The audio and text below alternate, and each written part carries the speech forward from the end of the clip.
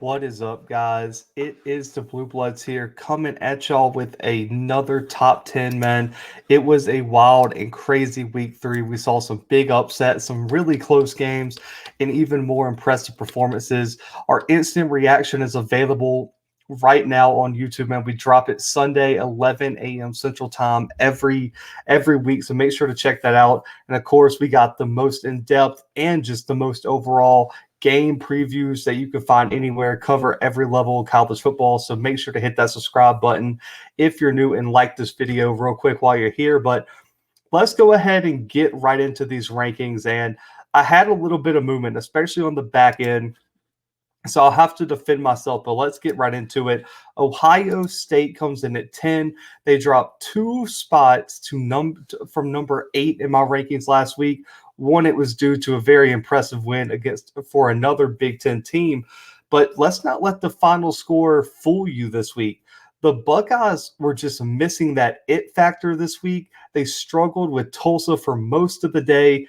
And myself and many other fans are wondering what is wrong with this Ohio State defense, especially the rushing defense. It can't stop a nosebleed. It's been the Achilles heel for the Buckeyes all season. They rank 93rd in defensive points per game allowed, and they're allowing over 470 yards per game through their first 3 games of Minnesota, Oregon, and Tulsa. They have too much talent, in my opinion, to be struggling like this, especially when you look at the talent of the front 7.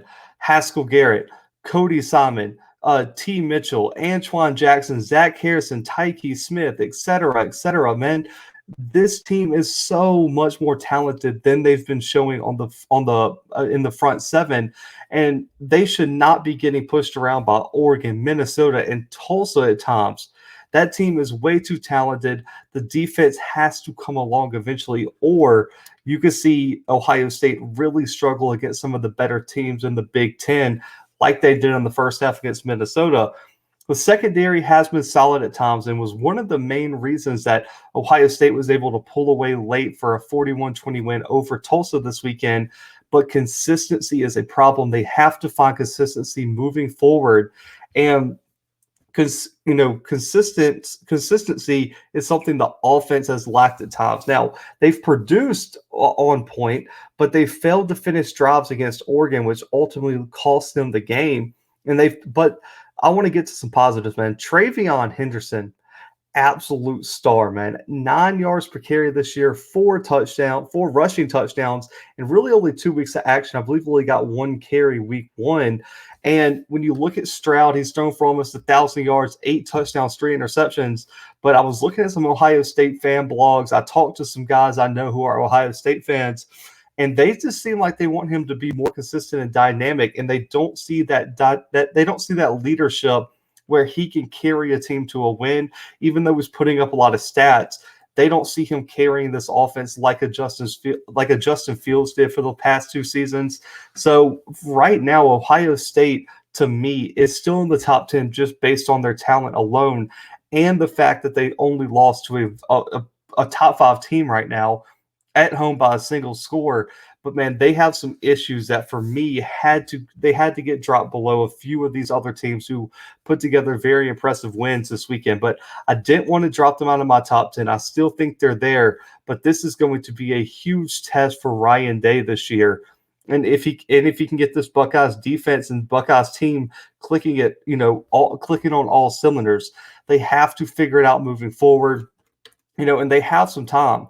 They get one final tune-up game next week before they face before their next Big Ten game. But the key to their schedule, why I think they're going to be okay, they don't play another ranked team until October 30th when number 6 Penn State comes to Columbus. So there's some time to get Ohio State clicking on both sides of the ball. So right now I'm kind of taking a wait-and-see approach for Ohio State, but right now I couldn't justify having them any higher on my list. And this is going to be another controversial one. Number 9, I have the Clemson Tigers. Last week they were number 7. They drop again, and I gave them the benefit of the doubt at first. But due to repeated concerns and inconsistency and lack of execution from this offense and a huge disappointing win. As much as a win can be disappointing, a 14-8 win over Georgia Tech isn't going to move the needle for me. And it's the same concerns and the same lack of execution that we saw against Georgia as well. The only time this Clemson offense looked put together is when they faced South Carolina State. And even then, they still had some issues throughout that game. And the offense is the whole problem. It has been atrocious, and they haven't been able to move the ball consistently against FBS teams, which is a huge red flag. I don't know what got into DJU, but he has looked so uncomfortable this season, and he's failed to find the end zone through the air against an FBS opponent. No passing touchdowns this week against Georgia Tech, and no passing touchdowns against Georgia week 1. And he has more interceptions this year than touchdowns, less than 60% completion percentage. And the biggest thing for him is the rushing attack has been so inconsistent. Will Shipley has came along a little bit this week, had the 2 rushing touchdowns, but Kobe Pace and Lynn J. Dixon were supposed to kind of offer a 3-headed monster, and they have been nowhere to be found. We got to put an MIA out on them. But Will Shipley's coming along, but he's young and he's not ready to do everything that Travis Etienne did for this offense. For me, it's looking more and more like we really undervalue the losses of Trevor Lawrence and Travis Etienne. We just assumed Clemson was going to be able to reload and explode, and that offense has been really bad. I mean, I don't remember a Clemson offense this bad in a long time. I mean, even before Taj Boyd was there. That's how bad this offense has been the first 3 games of the season. Now, the defense is elite, which is why they're still at number 9. Brent Venables needs his flowers, man. Give him his flowers, because he is the only reason Clemson is not 1-2 right now, because he has this defense flying around and making plays just like he has his whole tenure here at Clemson. James Skalski has been everywhere, man. Almost 30 tackles in 3 games. And Levante Bentley has also been a surprise for the Tigers at that linebacker spot. They're holding offenses to under 160 yards passing per game thus far, only 3 yards per carry throughout this season, and they have found a way to make offenses look terrible. And Brent Venables should be credited with any success that Clemson has had thus far. Now it's going to be interesting to see how far he can carry them through ACC play. The ACC doesn't look like there's a true number 2 contender. Miami, losing record. UNC, they looked horrible against Virginia Tech. Virginia Tech just got upset by West Virginia.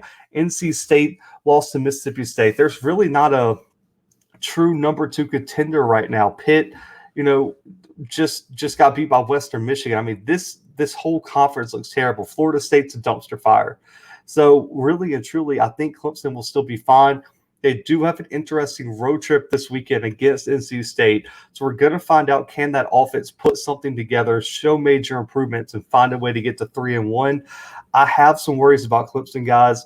But again, just like Ohio State, due to some positives on the other side of the ball, with Ohio State's offense and Clemson's defense, it kind of keeps them in the top 10. And right now, there was nobody in that 11 to 15 range that deserved to jump above them. So they're going to kind of have to sit here until they prove their worth. And so let's get to number 8. Texas A&M jumps 1 spot from number 9 last week, and it was just mostly because Clemson looked that bad. And they have some questions, but I thought Zach Calzada did a great job this weekend, moving the Aggies to 3-0 in a 34-0 blowout over New Mexico.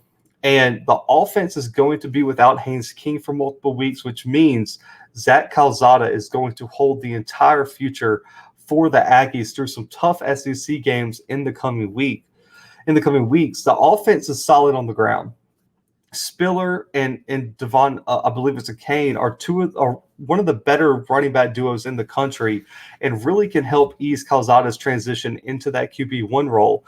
That combined for 453 touchdowns thus far this season on the ground. And then he also has Jalen Watermeyer and Anaya Smith, who have been absolutely balling out. They've been special at wide receiver, and they really are safety nets for Calzada moving forward. And the number one reason A&M is going to be fine, I think, is this defense has played lights out. I know they haven't played many big games. Colorado is not a bad opponent, especially on the road. They're only allowing 5.7 points per game thus far. and they are holding offenses to less than 100 yards per game through the air. The secondary has been playing lights out. You look at Damani Richardson, Leon O'Neal, Antonio Johnson, Jalen Jones. All of these guys have been outstanding, but they have to be more consistent in bigger tests coming up. And that test starts this weekend. Number 16, Arkansas, in a neutral site, is going to be the biggest test for the Aggies thus far this season. And it's going to be a great measuring stick for when Alabama, number 1 in the country, that matchup is coming in 2 weeks. What are the Aggies going to look like? Zach Calzada's got to get the passing game going. The run game has to be there, and the defense has to show that they can continue to be as consistent as they've been thus far in the season. But A&M is going to stick at number 8. They've kind of hung around the bottom of my top 10 all season. We're going to get a lot of answers about them this upcoming weekend. 7. I know this is a little bit lower than some people thought, but they jumped up for number 10 in my rankings. It was just because I thought there were some teams they couldn't really jump right this second. I'll explain in a minute, but the Nittany Lions got the most impressive win of the weekend. A huge win over the number 22 Auburn Tigers. It gives them their second top 25 win of the season. And the Nittany Lions are showing that they're going to be a big factor for the Big Ten, and that possibly that college football playoff could be in reach for James Franklin, even as the rumors swirl about that USC job. Sean Clifford has taken all the criticism over the years. He's taken his lumps. He's paid his dues. But he has delivered in clutch moments this year. The second half against Wisconsin, the game this weekend against Auburn, he has eliminated all doubt. He had an outstanding performance this weekend, 28 of 32 against that Auburn Tigers defense, and he shut up a lot of haters in the process of getting Penn State to 3-0 with 2 top 25 wins. And especially because the run game has been atrocious against Wisconsin and Auburn. Didn't even hit 50 yards in either of those games. Clifford has done enough to carry this team thus far. Also, Jahan Dotson is an absolute problem on the outside for the Nittany Lions, and I think he's developing as a real number 1 threat for the Nittany Lions, having 10 catches this weekend against Auburn. And as always, man, Penn State's defense has been outstanding, only allowing 14 points per game, and they can make quarterbacks completely uncomfortable, and the secondary is absolutely playing lights out. They have not allowed a single passing touchdown this year and are holding opponents to under 200 yards per game and limiting opponents to less than 3.5 yards per carry. Braden Smith and Ellis Brooks have been outstanding at the linebacker spot. If Penn State can find a way to stop elite running backs, they had a problem against Wisconsin stopping the run, and Tank Bigsby and Jarquez Hunter made some plays this weekend for Auburn. If they can be just a little bit more stout against the run, the Nittany Lions are going to be such a tough team to beat later in the season. So, they look ahead to Villanova this week as they head to Happy Valley. That's a big tune-up game because they have huge Big Ten matchups with Indiana and Iowa coming up in the coming weeks. They got to be ready for those, so they get one more week to fine-tune before we really find out if Iowa can keep all this positive momentum they have going up into Big Ten play. But moving to 6, Cincinnati. I know some people, the A people have them lower. They've been at 6 all year at my rankings. And say what you want about Cincinnati, but they've consistently answered the bell every time a new challenge arises. And that includes this weekend, a Power 5 opponent on the road, on top of showing they can fight through adversity with a 14-0 deficit early in the first and winning by 14 at the end of the game as they move to 3-0 with a huge win over Indiana. Desmond Ridder is quietly putting together, a dark horse Heisman campaign. Right now, his stats are as good as any quarterback in the country, and he's been playing out of his mind recently. As he's thrown for almost 800 yards, 7 passing touchdowns, has 2 on the ground, only 2 turnovers. And this offense goes as Ridder goes, which was evident in the first half this weekend. And then once he turned it around, Cincinnati kind of ran away with this game late. Jerome Ford, man, has been a blessing in disguise for them. Jared Dokes went to the NFL. A lot of people were wondering how they were going to replace him. Ford's averaging over 6 yards per carry and already has 6 touchdowns in the first 3 games of the season. He's an Alabama transfer. He's super talented, and him and Ridder have done an outstanding job in leading this offense. And Tyler Scott and Alec Pierce in the wide receiving core have also done well. And the Bearcats have 4 different receivers up over 100 yards already for the season. So it shows that Ritter is spreading the ball out to his playmakers, and it's a recipe for success for the Bearcats. Now, the defense, if you guys have listened to the podcast, watched this YouTube channel, you know how I feel about the defense. They get consistently overlooked, but they boast real talent at all levels. And it starts with the secondary, which I will say it, our guy Brandon, got on me last year, but they have been elite for 2 straight years. This secondary is only allowing 160 yards per game, and they're holding opposing quarterbacks to under 50% completion percentage again for the 2nd straight year. That's one of the best marks in the country. Ahmad Gardner, Arquan Bush, Kobe Bryant, Javon Hicks might be one of the most complete units in the country. The only thing I'm worried about is the D-line has to be a little bit better about getting to the quarterback. Majah Sanders has to live up to his hype from last year. So that's the one thing I want to see. Javon Briggs has been solid in the run game at defensive tackle, transfer from Virginia. But that team has to find a way to get to the quarterback if they want to keep moving forward. Now, they have a bye week this weekend, but that big potential top 12 matchup with Notre Dame is coming up in 2 weeks. That is going to be a huge, huge game for their college football playoff bids. If they can get that win, Cincinnati is going to be right into the thick of this playoff race, and that is going to be something to watch moving forward. Now, as we get to number 5, I already know people are going to be upset. Oklahoma is number 5, dropping 2 spots from number 3. And I know the AP poll dropped them to 4. I just thought both of the teams underneath them deserve to be above them right now. And I know my Sooner fans are going to be upset. I love y'all's support, man. So stay subscribed and still like the video and everything. But you're going to be upset. But you can't tell me that they've looked impressive thus far in the season. Against both of the FBS teams you've played, you struggled with Tulane, who just I believe yesterday night gave up 60 points to Ole Miss. They got to be like 60-10. And then Nebraska got handled for the most part by Illinois, and you struggled with both of those teams at home. That can't happen. It is time to recognize the real concerns with the Sooners. And I was like this close. Well, let me get in the camera. I was like this close to dropping them below Cincinnati, but I didn't because I knew all hell was going to break loose. And I still think they're probably a top 5 team because right now I think they have a problem of playing down to their opponents. The thing about this team is they have moments in half quarters where they flex their muscle and they run up the score and they show that they can go up and down the field. But then there's this large stretches where the offense and just the whole team seems to check out and the performance lags, and that's where the teams hang around and they find themselves late in these games being like, how is Tulane and how is Nebraska still in this one? Rattler's been efficient, over 70% of his passes completed, 7 touchdowns, 800 passing yards.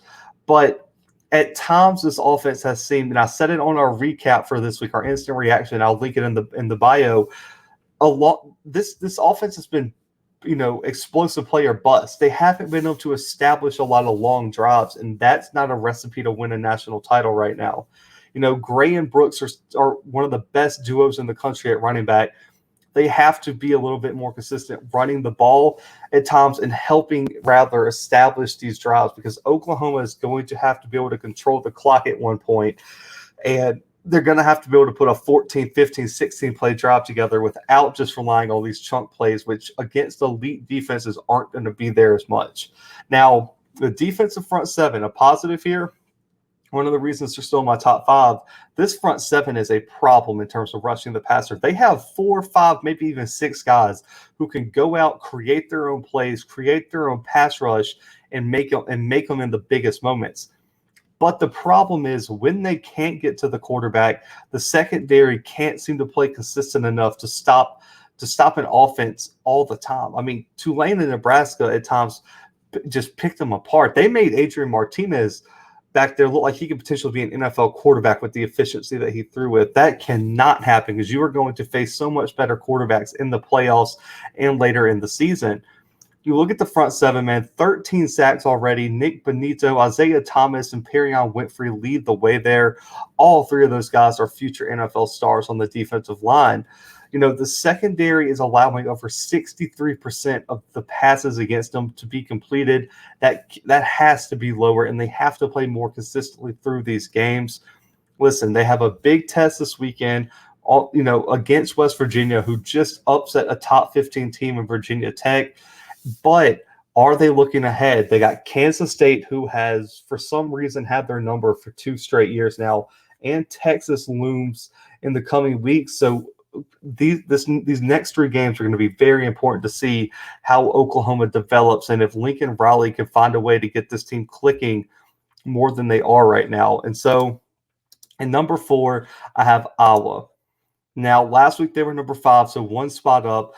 And yes, I understand now the Sooner fans are even more mad. I still love y'all, man. But you can't tell me that right now Iowa has not earned a higher rating than Oklahoma with 2 top 20 wins in which they won both by double digits, blew Indiana out, and actually handled their overmatched opponent this week in Kent State with a blowout win.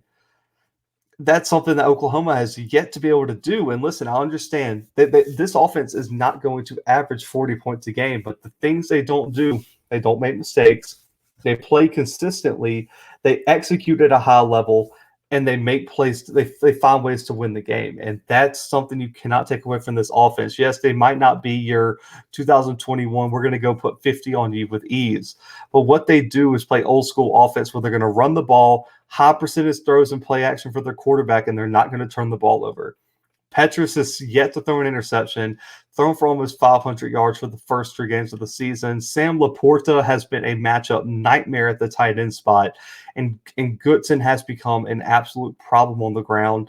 Over 300 yards rushing, 5 touchdowns, while absolutely putting this team on his back at times this year.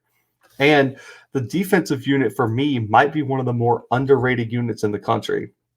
They made Brock Purdy and Michael Penix look just below average. They made them look terrible. I believe Purdy even got benched in that game for, I believe it was Devers. They just go out week in and week out and make plays. They just make plays and do their assignment. 10 sacks, 6 interceptions, and 3 defensive touchdowns in their first 3 games of the season. It shows how opportunistic they are. It shows that they have playmakers all over the field. And what this defense is going to do is they're going to rely on their physicality, your execution, and they're going to capitalize on every misstep you make. And that's going to be a problem for most offenses because they're not going to make the mistakes. And so it's going to be so hard to come into Kinnick and beat this team.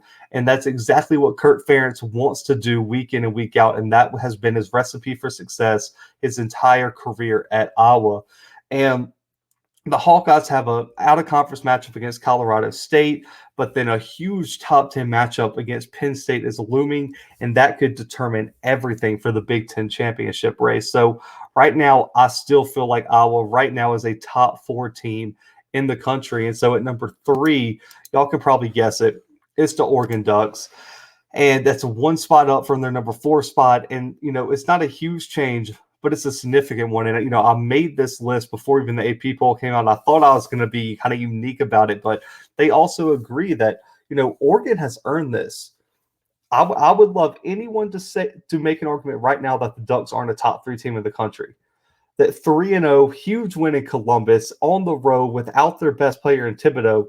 That Fresno State win, even though it's a close one, keeps looking better and better as Fresno State keeps rolling and just beat UCLA, who was a top 13 team, on the road in impressive fashion.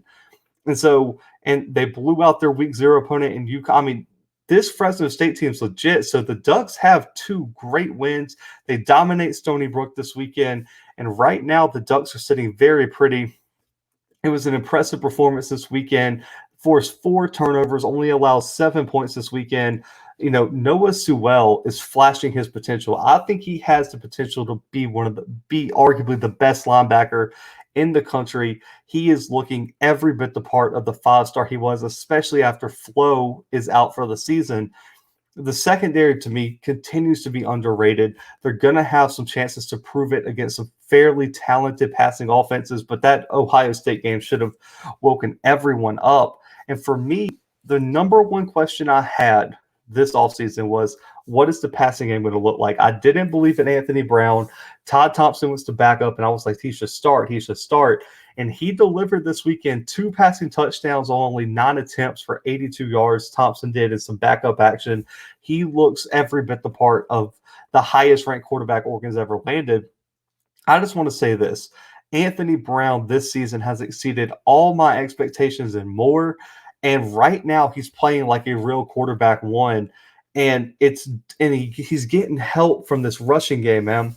Travis Dye and CJ Verdell is again two of the best running backs in the country. And on top of that, you have Anthony Brown who can go out and make some plays with his legs when needed.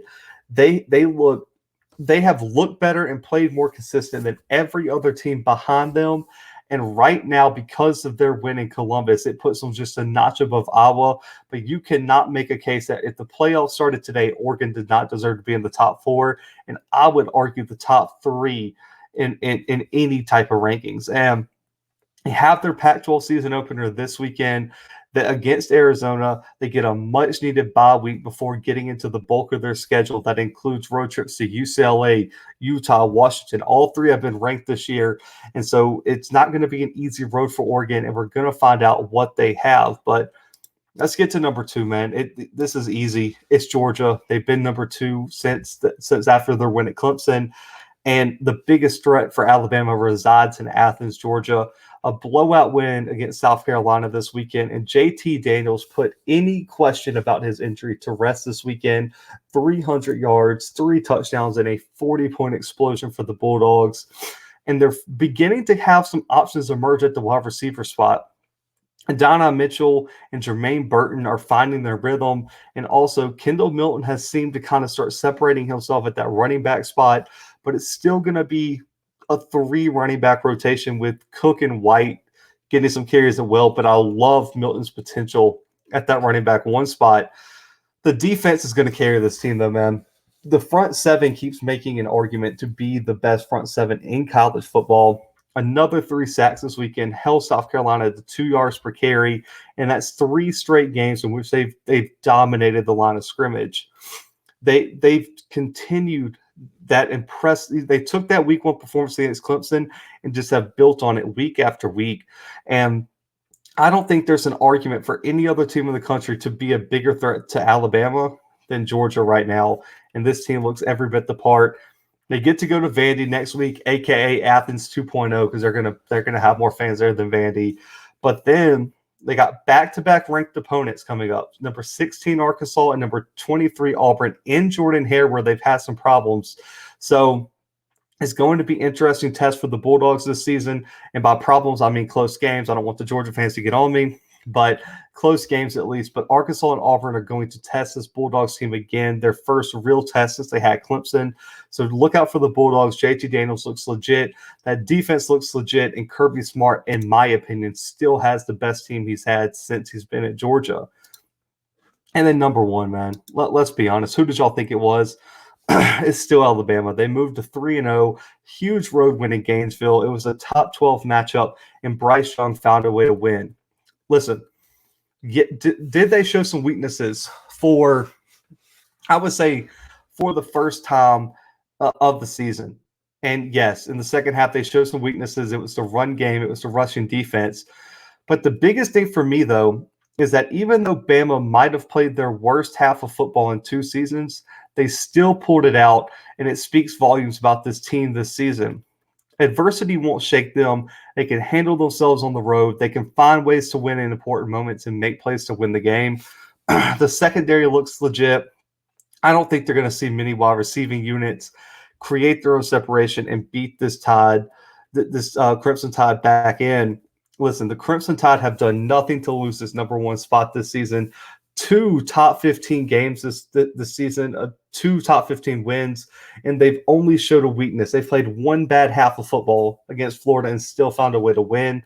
They get Southern Miss in another tune-up game before they enter one of their more dangerous stretches with number 13 Ole Miss coming to Tuscaloosa and then a road trip to number 7 A&M. And I used the rankings from the AP just to not confuse y'all, but Alabama's got some tough games coming up. but thus far, they have been by far the most impressive and complete team in the country. But guys, if you made it this far, like the video, hit that subscribe button, and take some time and comment your top 10 below. Let me know where I was wrong. Let me know what you want to see, and what your take is on some of these teams, man. It was a great week 3. Can't wait to start dropping some week 4 content tomorrow for you guys. Make sure to go check out our instant reaction. It's a link below, and it's linked in the top right corner of this video. You can click on it there. But guys, for right now, the Blue Bloods are out.